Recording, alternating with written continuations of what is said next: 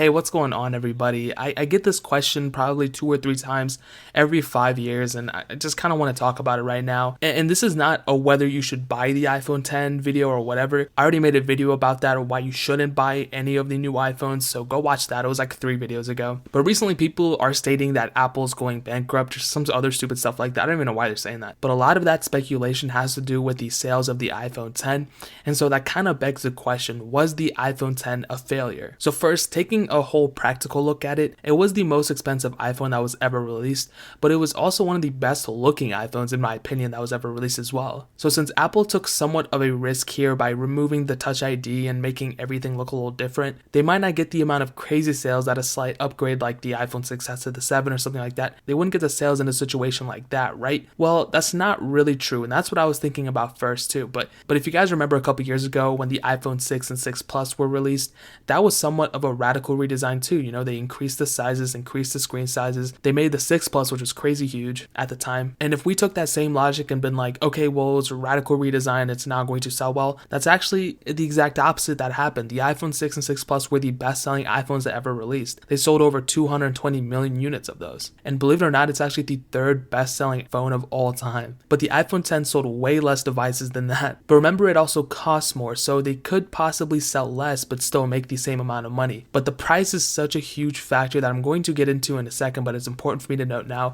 But it was $300 more than the iPhone 8, and it was about $200 more than the iPhone 8 Plus. So really, it's hard to justify people to upgrade to the iPhone 10. If you think about it, it's really not getting any more iOS updates. It's really not technically lasting any longer than the iPhone 8 and 8 Plus. But it's also a more expensive phone, so it makes sense for Apple to price it that way. But I feel like personally, the biggest problem that Apple did when releasing the iPhone 10 was actually the release date specifically. So the iPhone 8 and 8 Plus came out in September, early October, something like that.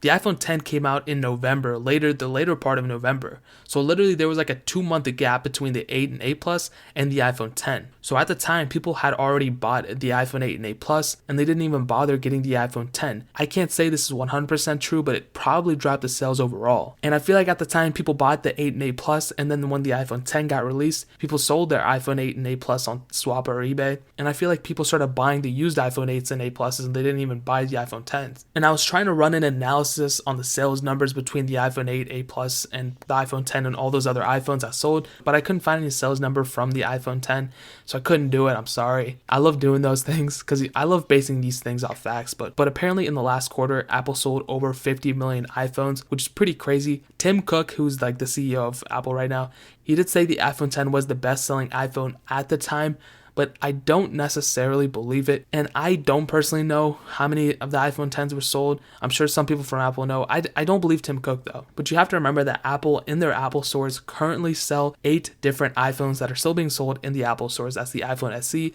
the 6S, the 6S Plus, the 7, 7 Plus, 8, 8 Plus, and iPhone 10. So with so much selection, why aren't people buying the latest and greatest iPhone 10? You know, it's the best iPhone you can get right now, so why aren't people just buying that one? And to tie everything back up, it all 100% has to do with the price. The phone was expensive to make and it was expensive to sell. I believe it was somewhere around $550 to make an iPhone 10, which is super expensive. And because it was an expensive phone, the used prices were super expensive as well, which is good, I guess, for people who already have the iPhone 10, but people just don't feel like spending a lot more money nowadays for something that is just a redesign. In some cases might be a step back because of the lack of Touch ID and home button, all that stuff. I guess people just aren't ready to move on.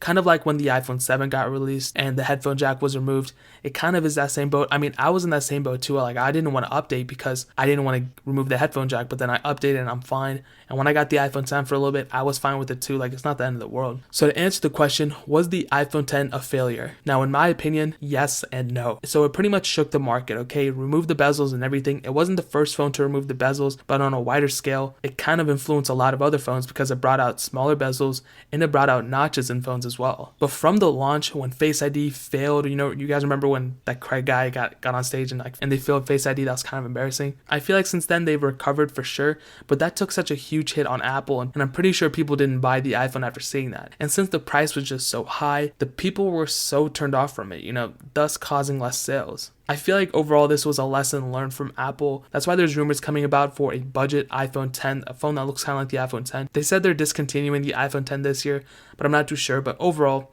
it was a failure in some cases, and it wasn't a failure in some other cases. And guys, that's pretty much it. If you agree with me or disagree with me, leave it down in the comment section below. I read every single comment, so if you put something down there, I'm gonna read it. Hit that like button if you guys enjoyed the video. Hit that subscribe button though, that'll mean so much more. Trying to get to 40,000. We hit 36,000 subscribers yesterday, so thank you so much. I really appreciate it. But let's try to get 40,000 pretty soon. Make sure you check out the links in the description, my SoundCloud, my second channel, all that stuff is down there.